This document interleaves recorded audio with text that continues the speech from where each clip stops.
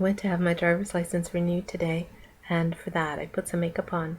And then you know what it's like when you've got some makeup on. I thought, I'll go visit some friends. So I popped over to Dallas's bookstore, Booklovers. It's such an amazing store. Look at this, guys. Just miles and miles of books of every type of description. I mean, everything you could want is there. And also, Dallas knows where everything is, which is absolutely amazing. Anyway, she said she had a saved bag for me, and it was at the top. And it was a blue bag and all sorts of stuff she saved for me. So I went to get it. And when I got there, what else did I find? A box full of Agatha Christie books. And I love Agatha Christie books, and I've got this compulsion to save every one. And Dallas was going to recycle all of these because, yep, they're used. And I thought, no way, I'm saving them. I'm having all of these. And that's the end of that. So I have absolutely no idea what's in here. Well, I shouldn't say that. I do know some things that are in here. Oh my gosh, it's heavy. Look at the size of this thing. Wow. So I'm going to take it out, and we're all going to have a look. I think I can really do some damage with all this stuff. There's going to be some brilliant artwork in it, and I'm going to take it to my journal course and see if people find inspiration. Oh my god, it's just never ending. And it's such a shame because these are such beautiful things that are just going to get thrown away. Well, not thrown away, recycled. Is that it? That's it. I actually couldn't bring my asthmatic cat up here because she was coughing the minute I brought it in. Look at this, 1878. Oh, they're beautiful paintings, or photos of paintings. Wow, can you guys see that I could paint over this, color it, and then there's bits and pieces. Oh wow, look at this one. Oh, it's so gorgeous. Summer Afternoon by Hamilton Gibson. Wow. I have no idea what year these are unless I come across the frontispiece of the book.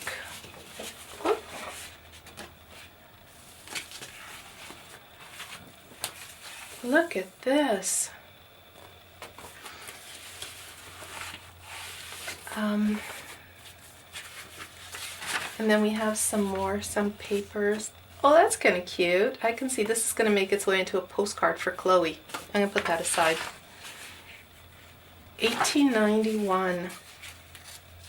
Oh, look at this. This is an art interchange magazine. Ooh, that's going to be fun reading. I'm going to have fun reading that one.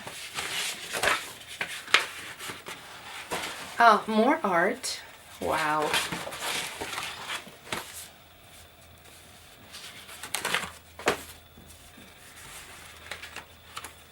Just gorgeous. What would you guys do with things like this? Look at that.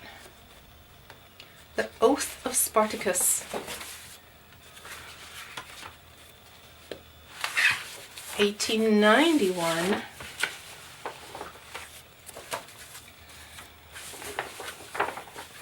The Art Amateur, devoted to art in the household. Wow! Look at this, you guys. Oh, I'm going to make some brilliant art. I'm so excited. And it just goes on and on and on. Just tons and tons and tons of stuff. They're all art magazines and art journals, it looks like.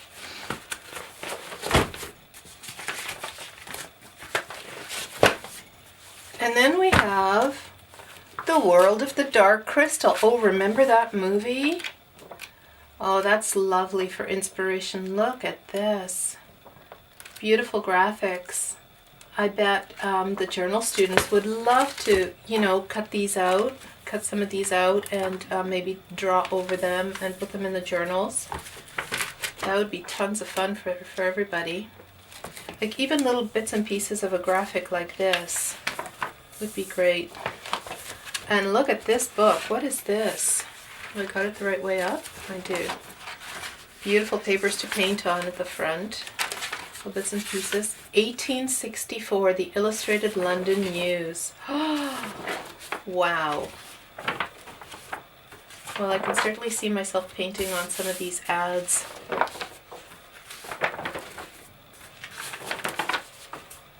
Well, how about that? Aren't I the lucky one?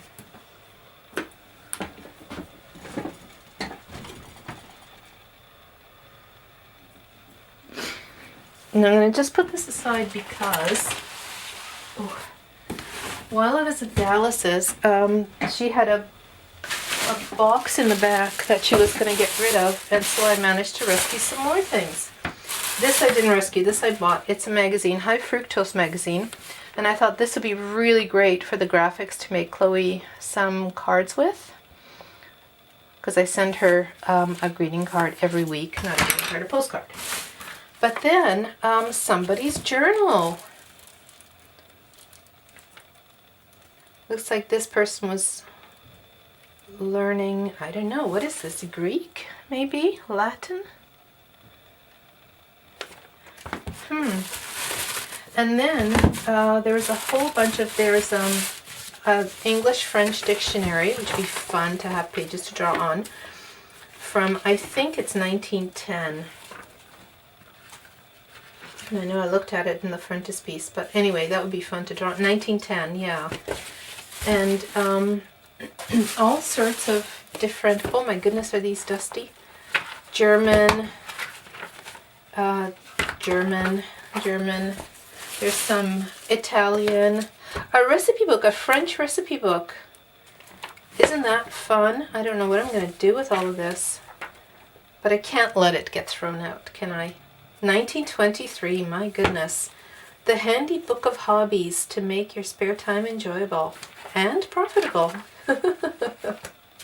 Let's all make a model ship. Oh yes, I bought a Coronet magazine because I just love these magazines. This is June 1949 one. They're so funny, these magazines. There we go. Brush up on your Italian. Oh, and then this is my fault. Agatha Christie books. Oh my god, you guys, I have to save every single one that I ever see under Mary Westmacott. That's her romance novels that she wrote, not under Agatha Christie. But look at this, Murder in Mesopotamia. That's Poirot. Miss Marple, Elephants Can Remember. That's Poirot with Ariadne Oliver. I don't know why I do this, but I just can't see them going to the recycler. Oh, I've got doubles and triples and quadruples. Anybody want an Agatha Christie book? Email me.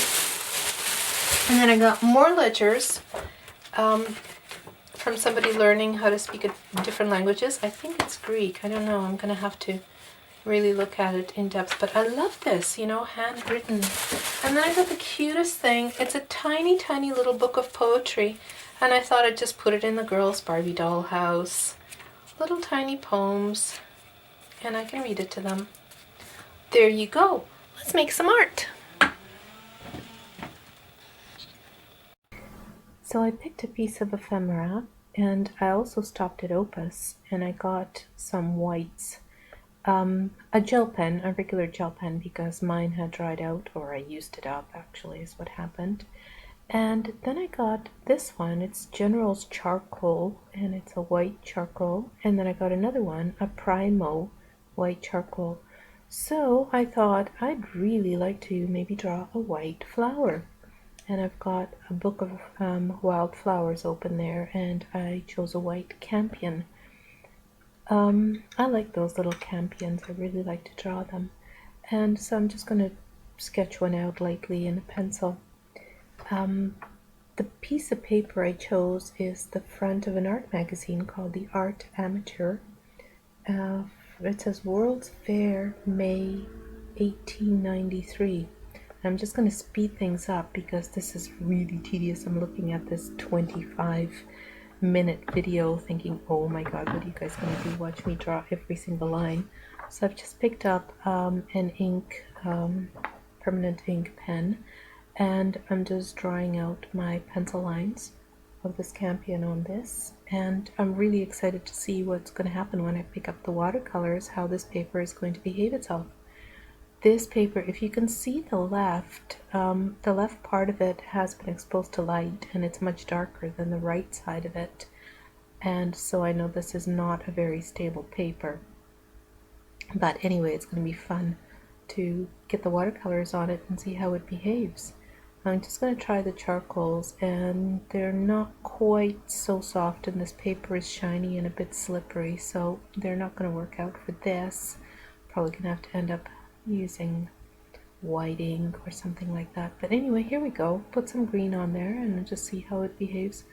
Oh, okay. So this paper is absorbing the paint and it becomes much darker, so it's going to be impossible for me to see what color I'm actually applying. I just have to sort of guess it because it's going to look much darker than it actually is. It's kind of like blotting paper. It's really interesting. Every paper is different. I'm just going to put on some dark greens, and then, oh my gosh, look, that's just almost like a water wash, and it's all yellow. So this is going to be a layered painting, and I don't know, I might even get some acrylics on this. It's not really looking very promising with the watercolors, but that's okay because we can use whatever we want on our ephemera, can't we? So I'm just gonna go and use a bit of yellow and green and fill in all these leaves that I've drawn out. I like painting wildflowers. I like painting birds and wildflowers. Not much into painting people, though. Actually, I'm not very good at it, truth be told. Some people have a knack for faces, and I've just never taken the time to really practice. I really enjoy just painting things out of nature that I see. Okay, now I can see the lower leaves starting to dry, and I can see that I've got a light wash on them. So that's good. Maybe I will stick with the watercolors. It's so much fun, you know, painting on paper that you just have no idea what's going to happen. And I know lots of times I'll go and sketch something out and put, you know, a good hour into sketching, and then try to put the watercolors on it, and the watercolors just bleed all over the place, and it just looks dreadful, and I've completely ruined it. But it doesn't really matter, does it? It's all in study, and it's all in trying to learn how to do things, and actually it's a lot of fun. So I'm going to just go ahead and use the greens here, and I'm going to put it aside and let it dry and pick this painting up tomorrow, or the next day, or the day after that. See you soon.